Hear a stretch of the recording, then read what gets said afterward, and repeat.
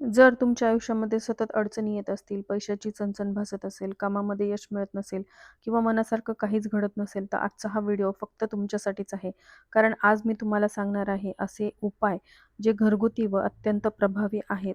हे उपाय तुम्ही 5 गुरुवार सलग केलेत तर तुमच्या आयुष्यामध्ये मोठा सकारात्मक बदल दिसून येऊ शकतो. त्यासाठी हा व्हिडिओ स्किप न करता शेवटपर्यंत नक्की बघा, कारण मी स्टेप बाय स्टेप संपूर्ण विधी समजावून सांगणार आहे. चला तर मग व्हिडिओला सुरुवात करूया. नमस्कार सर्वांना, श्री स्वामी समर्थ. स्वागत आहे तुमचं माझ्या यूट्यूब चॅनलवरती. आजचा दिवस तुम्हाला खूप छान, सुखाचा, समाधानाचा जाऊ देत. हीच मी स्वामींच्या चरणी प्रार्थना करते आणि आजच्या या नवीन व्हिडिओला सुरुवात करते. आपल्या हिंदू धर्मामध्ये प्रत्येक वाराला एक विशिष्ट देवतेचं महत्त्व दिलं गेलं आहे. गुरुवार हा दिवस भगवान विष्णू, बृहस्पती देव आणि दत्तगुरूंना समर्पित मानला जातो.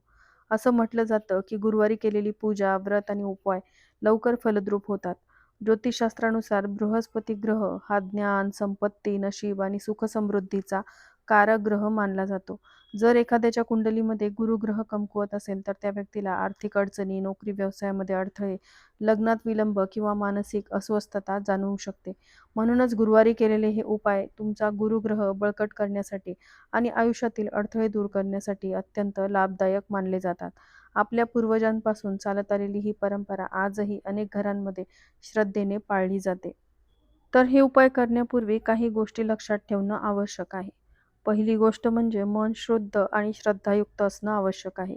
कोणताही उपाय हा फक्त कृतीने नाही तर श्रद्धेने पूर्ण होतो. दुसरी गोष्ट म्हणजे हा उपाय सलग 5 गुरुवार करायचा आहे. मध्ये खंड पडू देऊ नका. जर एखादा गुरुवार चुकला तर पुन्हा पहिल्यापासून सुरुवात करावी लागते. तिसरी गोष्ट म्हणजे या दिवशी शक्यतोवर सात्विक आहार घ्यावा. घरामध्ये स्वच्छता ठेवावी आणि नकारात्मक विचारांना दूर ठेवावं. आपल्या आयुष्यामध्ये कधी-कधी असं वाटतं, की आपण खूप प्रयत्न करतोय, पण यश काही केल्या मिळत नाही. अशा वेळी मन खचून जातं, निराशा वाटते. पण लक्षात ठेवा, प्रत्येक अंधारानंतर उजेड येतोच. आपल्या पूर्वजांनी दिलेली ही श्रद्धा, हे उपाय, हे फक्त कर्मकांड नाहीत, तर आपल्या मनाला सकारात्मक दिशेने घेऊन जाण्याचं एक माध्यम आहे. जेव्हा आपण मनापासून श्रद्धेने आणि सातत्याने काही करतो, तेव्हा आपोआप आपला आत्मविश्वास वाढतो आणि त्याचा सकारात्मक परिणाम आपल्या आयुष्यावरती दिसून येतो. हा उपाय श्रद्धेने आणि नियमितपणे केल्यास अनेकांना त्यांच्या आयुष्यामध्ये सकारात्मक बदल जाणवल्याचं सांगितलं जातं. आर्थिक अडचणी हळूहळू कमी होणं, नोकरी व्यवसायामध्ये नवीन संधी मिळणं, कौटुंबिक वातावरण सुधारणं, मानसिक शांती मिळणं आणि आत्मविश्वास वाढणं असे अनेक अनुभव अनेक भाविक सांगतात. अर्थातच हे परिणाम प्रत्येकाच्या श्रद्धेवर, नियमिततेवर आणि परिस्थितीवर अवलंबून असतात. हे लक्षात घेणं महत्त्वाचं आहे की असे उपाय हे आपल्या सांस्कृतिक आणि आध्यात्मिक परंपरेचा भाग आहेत. मनःशांती आणि सकारात्मकता वाढवण्यासाठी उपयुक्त ठरू शकतात. पण आयुष्यातील अडचणींवर मात करण्यासाठी मेहनत, योग्य नियोजन आणि आवश्यक तिथे तज्ज्ञांचा सल्ला घेणंही तितकंच गरजेचं आहे. उपाय हे श्रद्धेचा आणि सकारात्मक ऊर्जेचा भाग म्हणूनच पाहावेत. आता आपण मुख्य विधीकडे वळूयात. तर सगळ्यात पहिली पायरी, गुरुवारी सकाळी लवकर उठून स्नान करा आणि शक्य असल्यास पिवळ्या रंगाचे वस्त्र परिधान करा. पिवळा रंग हा गुरुग्रहाशी संबंधित असल्यामुळे या दिवशी विशेष महत्त्वाचा मानला जातो. दुसरी पायरी, घरातील देवघरामध्ये किंवा तुळशीजवळ एक तुपाचा दिवा लावा. दिवा लावताना मनात आपली इच्छा किंवा अडचण स्पष्टपणे आठवा आणि देवाकडे मनोभावे प्रार्थना करा. तिसरी पायरी, केळीच्या झाडाची पूजा करा. शक्य असल्यास केळीच्या झाडाला हळद, पाणी अर्पण करा आणि झाडाभोवती 7 प्रदक्षिणा घाला.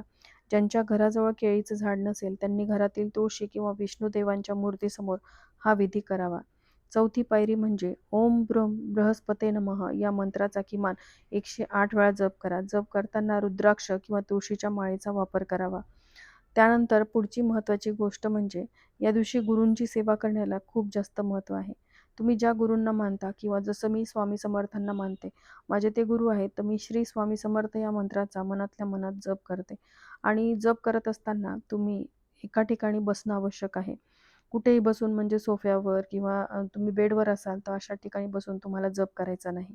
गुरूंचा जप केल्यामुळे आपल्या कुंडलीतील गुरुग्रह बलवान होतो आणि मनातल्या इच्छा पूर्ण होण्यासाठी मदत होते.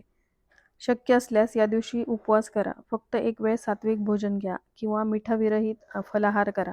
ज्यांना आरोग्याच्या कारणामुळे उपवास शक्य नसेल त्यांनी फक्त मनोभावे पूजा आणि दान करावं. तेही तितकंच फलदायी मानलं जातं.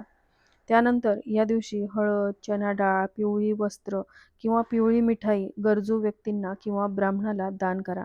दान करताना मनात कोणतीही अपेक्षा न ठेवता शुद्ध भावनेने द्यावं. तसंच काही स्तोत्रांचं पठण किंवा श्रवण तुम्हाला करायचं आहे.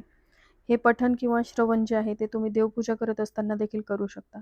ज्यामध्ये लक्ष्मी प्राप्तीसाठी सगळ्यात प्रभावी स्तोत्र जे आहे ते म्हणजे कनकधारा स्तोत्र. कनकधारा स्तोत्र जे आहे ते तुम्हाला YouTubeवरती किंवा Googleवरती सर्च केल्यानंतर मिळून जाईल. त्या स्तोत्राचं पठण तसंच श्री व्यंकटेश स्तोत्राचं पठण तुम्ही करू शकता. श्री सूक्तमचं पठण आणि त्याचबरोबर विष्णू सहस्त्रनामाचं पठण किंवा श्रवण करावं. पुढचे उपाय जाणून घेण्यापूर्वी स्वामींना शरण जाणे किंवा तुम्ही ज्या देवांना मानता त्यांना शरण जाणे. शरण जाणेचा अर्थ मराठीमध्ये अतिशय खोल आणि आध्यात्मिक आहे. याचा सरळ अर्थ आपण पूर्णपणे शरण जाणे किंवा स्वामींच्या चरणी स्वतःला समर्पित करणे असा आहे.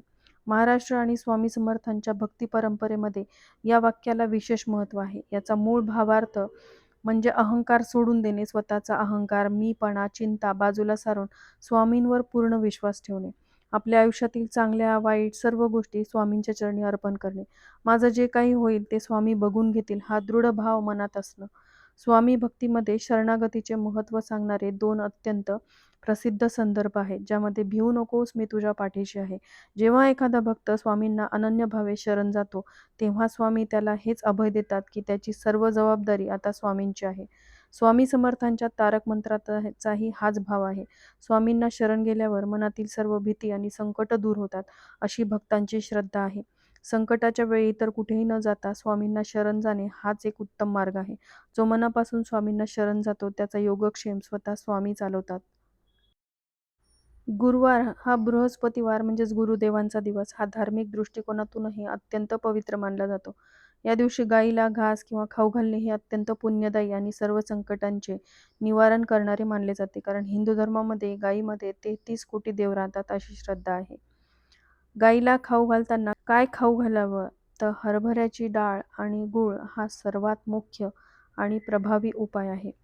गुरुवारी गाईला ओळीने भिजवलेली हरभऱ्याची डाळ आणि थोडा गूळ एकत्र करून खाऊ घालावा. बृहस्पती ग्रहाच्या दोषासाठी हा उत्तम उपाय आहे. तुमच्या कुंडलीमध्ये बृहस्पती कमकुवत असेल तर यामुळे तुमच्या पतीच्या आणि मुलांच्या प्रगतीमध्ये अडथळे येतात. त्यासाठी हा उपाय तुम्ही नक्की करू शकता. घराच्या आसपास असलेल्या गाईला किंवा तुमच्या देवघरामध्ये जर गाय असेल तर तिथे तुम्ही हा नैवेद्य ठेवायचा आहे आणि त्यानंतर तुम्ही हा नैवेद्य एखाद्या झाडाखाली टाकून द्यायचा. जर गाय नसेलच तर, पण घराच्या आसपास जर एखादी गाय असेल तर नक्कीच तुम्ही त्या गाईला पोळीवरती चणा डाळ आणि गूळ ठेवून खाऊ घाला.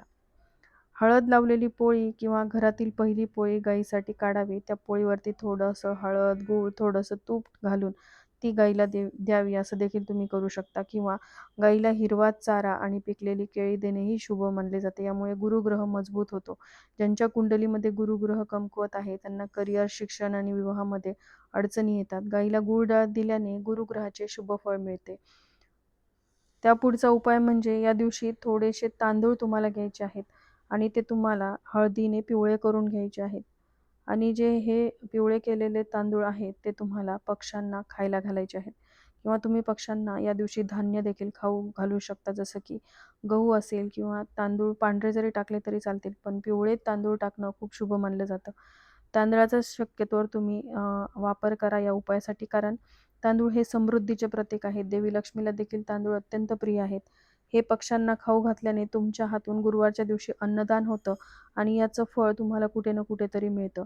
बघा, उपाय केल्याने तुम्हाला लगेचच त्याचं फळ मिळेल असं नाही.